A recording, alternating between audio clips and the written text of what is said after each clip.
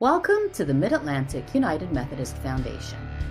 This is Partnering for Vital Ministries, Courageous Leadership in a Changing World, with Ted Brown and Andy Lunt.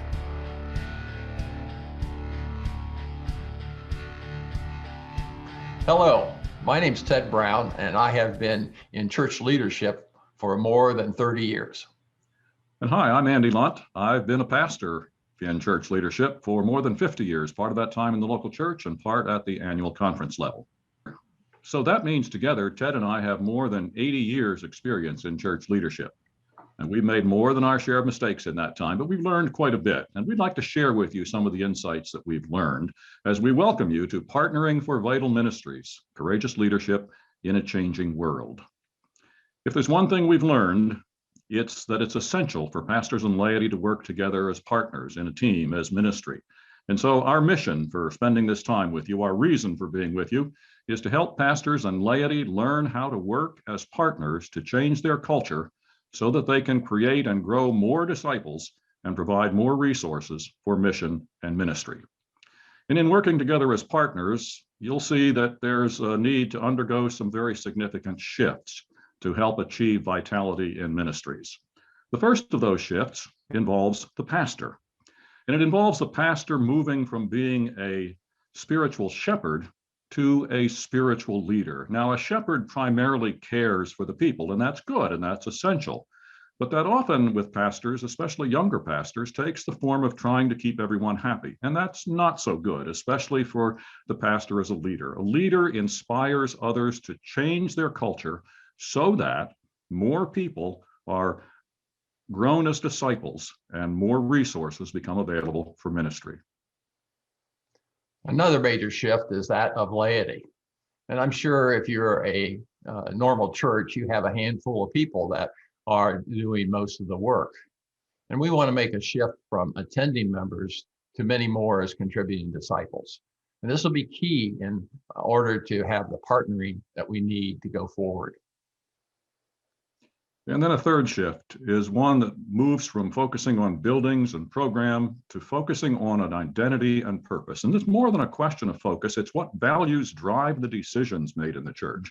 Maintaining programs and buildings takes lots of time and energy and money.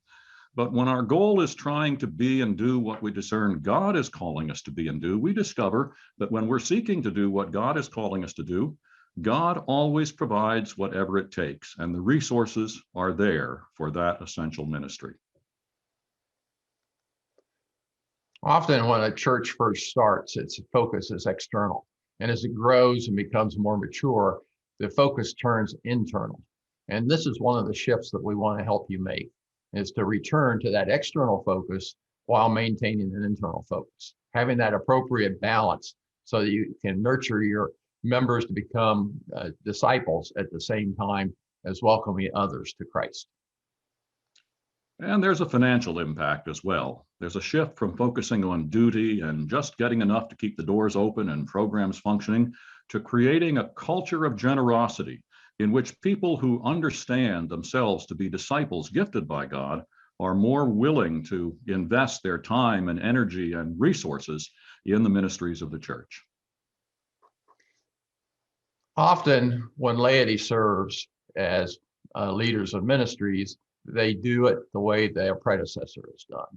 And while that is all right, it doesn't allow you to grow. And so we're going to introduce to you some inspiring practices that will reinforce the shift that we're going to encourage you to make in your church culture and your focus on Christ. And the bottom line is how we organize for ministry.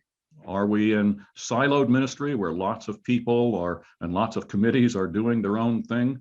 Or shared leadership across the board involving laity and pastors together, all focused on carrying out the purpose that has been discerned? Now, in my work in congregational development, I've encountered a lot of congregations who are struggling to thrive and grow in making disciples, primarily because the pastor is trying to do it all. So this partnership between laity and clergy is really, really essential.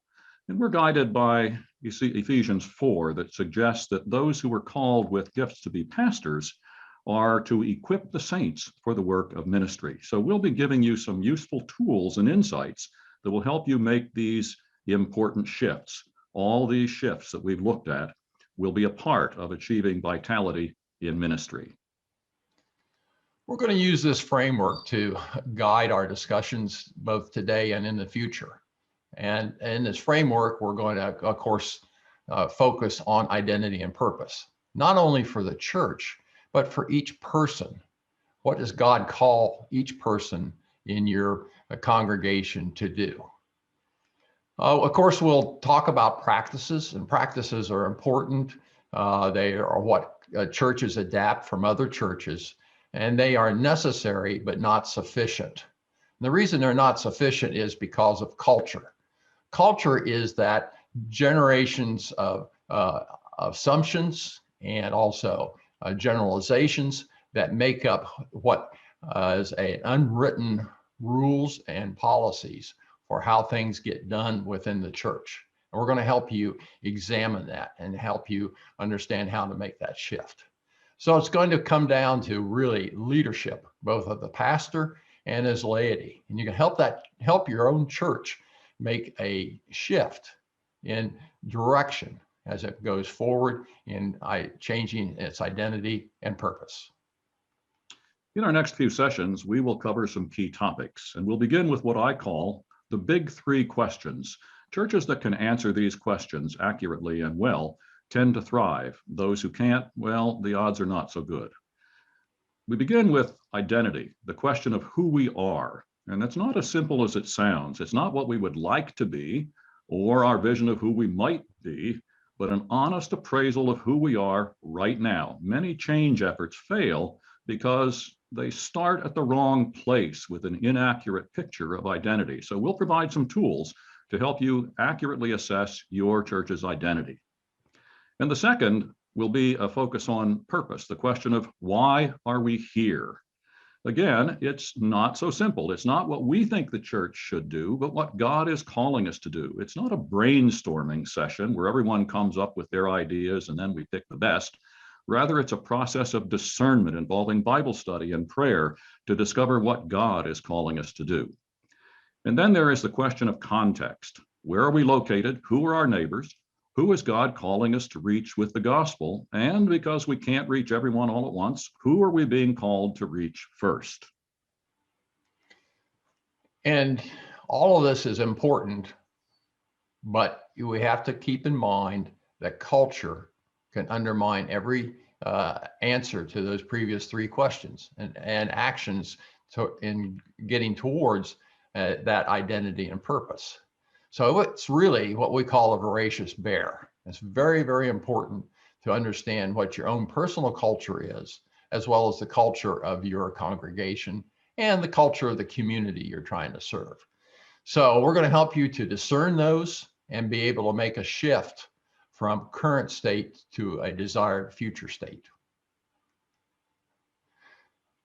So our mission is to help pastors and laity partner, learn to work together to change their culture, and to do that in a way that creates and grows more disciples. And with more disciples, provide more resources for mission and ministry. So the questions are you led by our Savior, Jesus Christ? Is God going to be the dominant picture in your mind as you look at yourself and your church? Are you ready to be a leader with faithful resolve? Because there will be many times where you will be challenged and questioned about the direction that God is leading your church.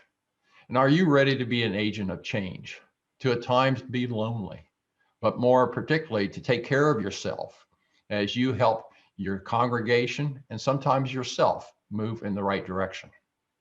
If so, why join us on this journey as Andy and I both share the things that we've learned through 8 decades of experience and working with many, many churches.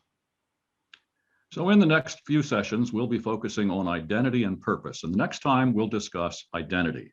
So in preparation, you might want to ask yourself and your team, laity and pastors together, What is the identity of your congregation in the minds of the members? Who do you think you are? What's the identity of the congregation for visitors, both those who might be worshiping in person or those who might be worshiping with you online? And then how does the community describe your church? Often the community has a clearer picture of who we are than we do ourselves. So we want to thank you for joining us today and invite you to join us next time for Partnering for Vital Ministries. And we want this to be a dialogue and a conversation. So if you have questions or concerns or issues you'd like for us to discuss, please send those to us at the address that you see on your screen. And until next time, for Ted and for myself, God bless you and goodbye. And God bless you in your ministries. Goodbye.